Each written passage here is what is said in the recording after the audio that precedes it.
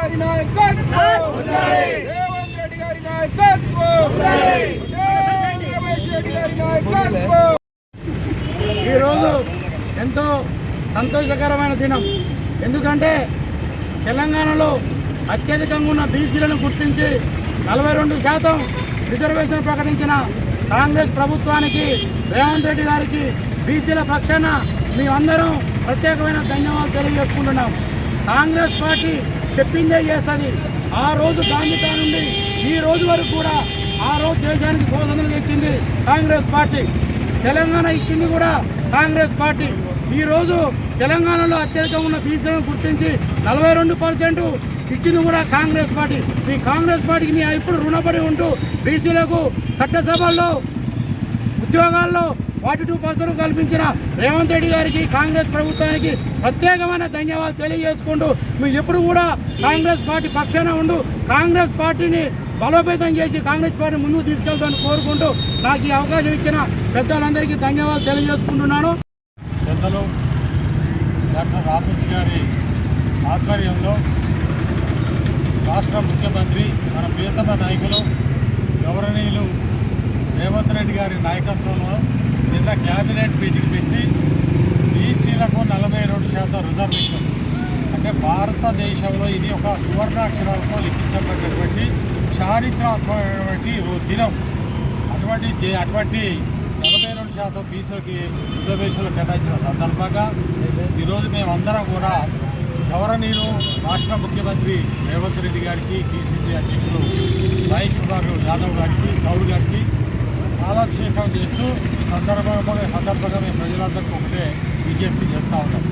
గతంలో ఎన్నో ప్రభుత్వాలు వచ్చాయి, ఎన్నో ప్రభుత్వాలు పోయినాయి. ఈ 75 ఏళ్ల స్వతంత్రంలో భారతదేశంలో ప్రప్రథమైనటువంటి ప్రభుత్వం, ప్రప్రథమైన ముఖ్యమంత్రి ఎవరైనా అంటే ఈరోజు రేవంత్ రెడ్డి గారు. 42% రిజర్వేషన్ అంటే ఇది ఆషామాషి కాదు.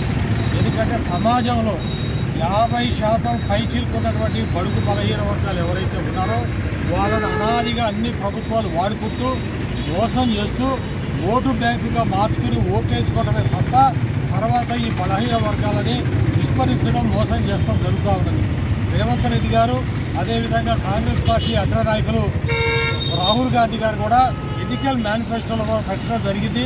కుల గణాంకాలు మేము అధికారంలోకి వస్తే కుల గణాంకాలు చేపడతామని చెప్పి, అదేవిధంగా భారతదేశంలో కుల గణాంకాలు ప్రారంభం చేసి బలహీన వర్గాలకు ఇంత శాతం ఓట్లున్నాయని చెప్పి తేల్చినటువంటి ప్రప్రథమైన రాష్ట్రం ఏదైనా ఉందంటే అది తెలంగాణ రాష్ట్ర ప్రభుత్వం అని చెప్పి నేను ఈ సందర్భంగా మనవి చేస్తూ ఉన్నాను. చాలామంది చాలా మాటలు చెప్పారు. కేసీఆర్ గారు చెప్తా ఉన్నాడు, రోజు సొల్లు వాగుతూ ఉన్నాడు. ఆయన కొడుకు కేటీఆర్ నోటికి ఏదోసారి మాట్లాడుతూ ఉన్నాడు. ఈరోజు కేటీఆర్ చేసే పని ఒకటే, ప్రజల్ని రెచ్చగొడతా ఉన్నాడు.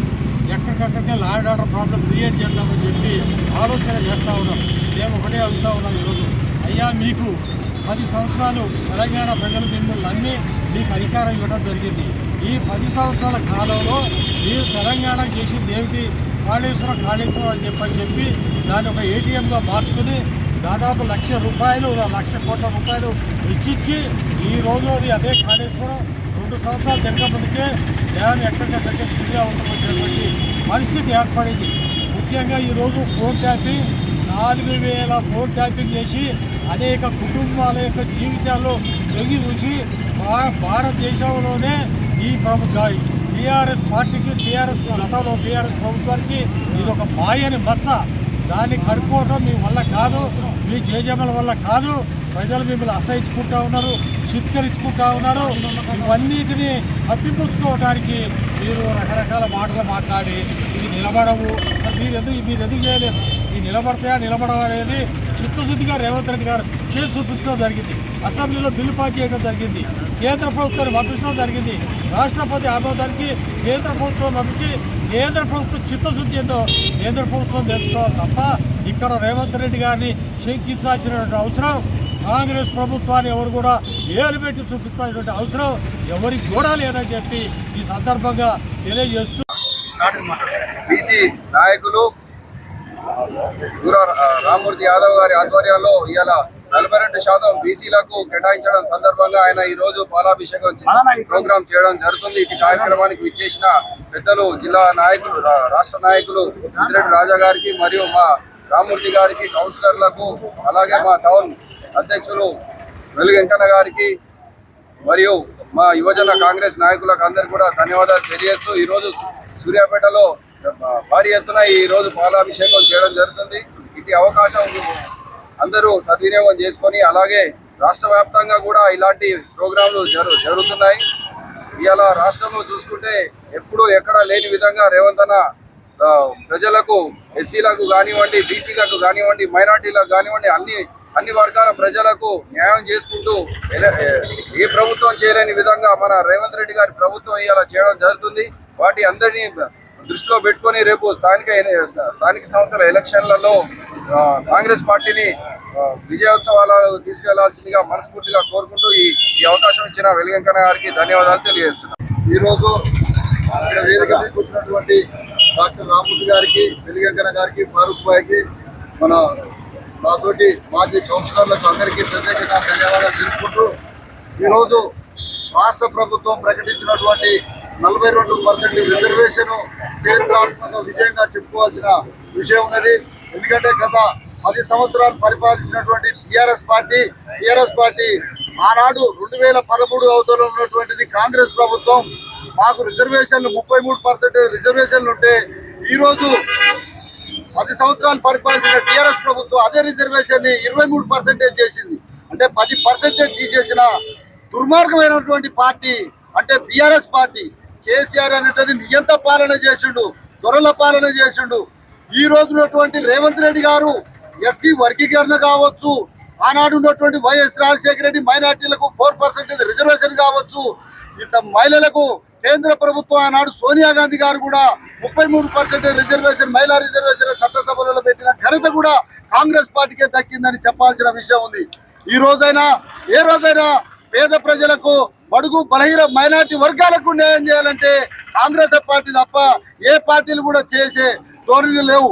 కాబట్టి ఈరోజు రాష్ట్రంలో ఉన్నటువంటి పేద వర్గాలు మొత్తం కాంగ్రెస్ పార్టీ తరపునే ఉన్నారు. రేపు రాబోయే స్థానిక సంస్థ ఎన్నికలలో కూడా కాంగ్రెస్ పార్టీ బంపర్ మెజార్టీతో గెలిచి బీసీలలో చైతన్యపరిచి వచ్చే స్థానిక సంస్థ ఎన్నికల తర్వాత మళ్ళీ చట్టసభలలో కూడా ఇదే రిజర్వేషన్ 42% రిజర్వేషన్ కావాలని ఈ సభాముఖంగా దానికి న్యాయమైన రిజర్వేషన్ చేయాలంటే మాకున్నటువంటి రేవంత్ రెడ్డి గారు ఖచ్చితంగా ఈ కోరిక నెరవేర్తాడు. అదేవిధంగా రేవంత్ రెడ్డి గారు చెప్తున్నాడు, రేపు మహిళలకు కూడా 50% రిజర్వేషన్ కూడా మహిళలు కూడా ఈ చట్టసభలలో ఇప్పిస్తారని కూడా పాటించిండు. అలాంటి కనుడు, అలాంటి మహానాయకుడు అంటే ఇలా మాదిగలకు కావచ్చు, ఎస్సీలకు కావచ్చు, మైనార్టీలకు కావచ్చు, బీసీలకు కావచ్చు, రెడ్డిలకు కావచ్చు, అన్ని సంపన్న వర్గాలకు కావాల్సిన నాయకుడు, ఏకైక నాయకుడు, ఒకే నాయకుడు రేవంత్ రెడ్డి. కాబట్టి ఈ రోజు మేము రేవంత్ రెడ్డి గారికి పాలాభిషేకం చేసుకుంటూ ఇక్కడ ఉన్నటువంటి మా స్థానిక నాయకుడు పటేల్ రమేష్ రెడ్డి గారి ఆధ్వర్యంలో ఈ రోజు పాలాభిషేకం చేయడం జరిగింది. కాబట్టి ఈ అవకాశం ఇచ్చినటువంటి మా పట్టణ అధ్యక్షులు వెలుగెంకన్న గారికి ప్రత్యేకంగా ధన్యవాదాలు తెలియపరుస్తున్నాం. రిజర్వేషన్ ఆర్డినెన్స్ జారీ చేసినటువంటి ముఖ్యమంత్రి రేవంత్ రెడ్డి గారికి పాలాభిషేకం చేయడానికి డాక్టర్ రామూర్తి గారి ఆధ్వర్యంలో ఇచ్చేసినటువంటి గౌరవ ఈరోజు 42% రాజకీయంగా రిజర్వేషన్ కల్పిస్తూ, అదేవిధంగా ఎస్సీలకు ఏబిసిడి వర్గీకరణ చేసి దేశ చరిత్రలోనే జాతి మొత్తం కూడా యావత్ భారత్ ప్రపంచం మొత్తం కూడా ఎదురు చూస్తున్నటువంటి ఇన్ని రాష్ట్రాల్లో చేయని విధంగా గౌరవ ముఖ్యమంత్రి గారు బీసీ రిజర్వేషన్ని ఏబిసిడి వర్గీకరణ చేసినటువంటి గౌరవ ముఖ్యమంత్రి గారు మళ్ళా 20 ఏళ్ళు పశ్చిమ బెంగాల్లో గనక ఏ విధంగా జరిగిందో 20 ఏళ్ళు ముఖ్యమంత్రిగా ఆయన చిరస్థాయిలో నిలుస్తాడని, రాబోయే స్థానిక ఎన్నికల్లో గౌరవ రమేష్ రెడ్డి గారి ఆధ్వర్యంలో మున్సిపాలిటీ, గ్రామ పంచాయతీలు, జడ్పీ చైర్మన్ పీఠం దక్కించుకుంటామని మరొకసారి తెలియజేస్తూ, నిన్న జరిగిన క్యాబినెట్ మీటింగ్ లో మంత్రివర్గ క్యాబినెట్ లో ఒక నిర్ణయం తీసుకోవడం ఈరోజు చరిత్ర సృష్టించే విధంగా ఉన్నది. ఎందుకంటే ఏదో అసెంబ్లీలో తీర్మానం చేసి గవర్నర్తో ఆమోదం చేయించడమే కాకుండా ప్రత్యేక ఆర్డినెన్స్ తీసుకొచ్చి రేపు స్థానిక సంస్థల్లో 42% రిజర్వేషన్లు పెడతామని ముఖ్యమంత్రి గారు తెలపడం చాలా సంతోషకరమైన విషయం. అదేవిధంగా మేమందరం కూడా బీసీలుగా ఈరోజు ఈ స్థాయిలో ఉన్నామంటే రేపు 42% కనుక మనం అమలు చేసుకుంటే ఇంకా అత్యధికంగా అందరం చట్టసభల్లో కూడా అడుగు పెట్టడానికి అవకాశం ఉంటుంది. కాబట్టి మేము అందరం కాంగ్రెస్ పార్టీకి రేవంత్ రెడ్డి గారి ప్రభుత్వానికి వెంట ఉండి రుణపడి ఉంటామని తెలియజేస్తున్నాను. అవకాశం ఇచ్చినందుకు ధన్యవాదాలు. నిన్న మన ముఖ్యమంత్రి గారు రేవంత్ రెడ్డి గారు ఆధ్వర్యంలో అధ్యక్షతన క్యాబినెట్ మీటింగ్ జరిగింది. ఆ క్యాబినెట్ మీటింగ్లో తెలంగాణలో జరగబోయే లోకల్ బాడీ ఎలక్షన్లో బీసీలకు 42% రిజర్వేషన్ ఇవ్వాలని దాంతో ఆర్డినెన్స్ తీసుకురావాలనే ఉద్దేశం ఆర్డినెన్స్ డిసైడ్ చేయడం జరిగింది. ఈ ఆర్డినెన్స్ తీసుకొస్తే ఖచ్చితంగా మనకు బీసీలకు లోకల్ బాడీలో 42% రిజర్వేషన్ ఇస్తుంది. దీనికోసం ఇవాళ గవర్నర్ కూడా అసెంబ్లీ సభలు కానీ మండలిగా కానీ గౌరవం చేయాలని ఆర్డర్స్ ఇవ్వడం జరిగింది. ఈ నెల 25 తర్వాత ఇది అసెంబ్లీ సమావేశాలు జరగవచ్చు. దాంట్లో ఆర్డినెన్స్ తీసుకొస్తారు. ముఖ్యంగా ఏంటంటే కాంగ్రెస్ ప్రభుత్వం వల్ల రేవంత్ రెడ్డి ప్రభుత్వం వల్ల సామాజిక న్యాయం కోసం చేస్తున్నారు.